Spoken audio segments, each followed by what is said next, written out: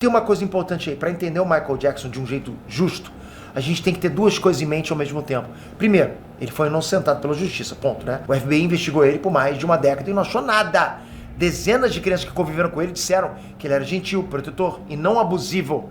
Acabou, ponto final, acabou a discussão. Segunda coisa, proximidade que ele tinha com as crianças nunca foi uma coisa que ele fez com segundas intenções, mas foi isso que abriu margem para ele ficar exposto a esse tipo de acusação perigosa. Mas tem uma diferença gigante entre dizer que o Michael tinha comportamentos estranhos para um adulto e dizer que o Michael era um predador. E o que a mídia fez com o Michael Jackson é um caso clássico de como o sensacionalismo pode destruir alguém, né? Cada acusação foi tratada como fato, era uma verdade para a mídia. Cada detalhe esquisito era evidência de perigo. A narrativa estava formada antes de qualquer julgamento. E o Michael? Ele tentou se defender, tentou explicar e foi ridicularizado por isso.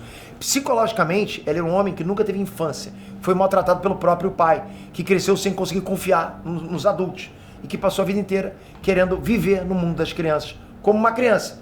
Isso não é a descrição de um predador, é a descrição de alguém que foi muito machucado. Ok, isso não resolve todas as perguntas. É inocência até pensar que isso resolve tudo. Mas a pergunta que importa é, o que a justiça encontrou?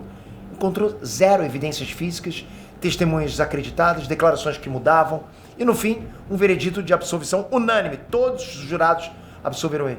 A maior mentira sobre o Michael Jackson é a ideia do monstro. Isso virou senso comum antes de qualquer prova concreta.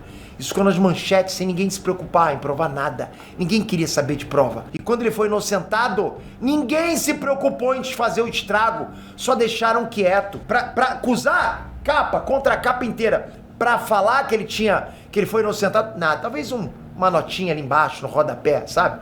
As acusações mentirosas, as ambições por trás de cada acusação, tudo isso foi dito que era verdade. E quando a verdade apareceu, ninguém falou mais sobre isso. A mídia é podre, galera. Por isso, até hoje, muita gente nem sabe que o Michael Jackson foi inocentado de tudo. Ainda acha que ele fazia mal para as crianças. Por causa disso. Porque não teve nota justificando, não teve alarde para dizer que ele foi inocentado. Então, são duas injustiças. As que acusaram com mentiras e as que não se preocuparam em divulgar a inocência dele.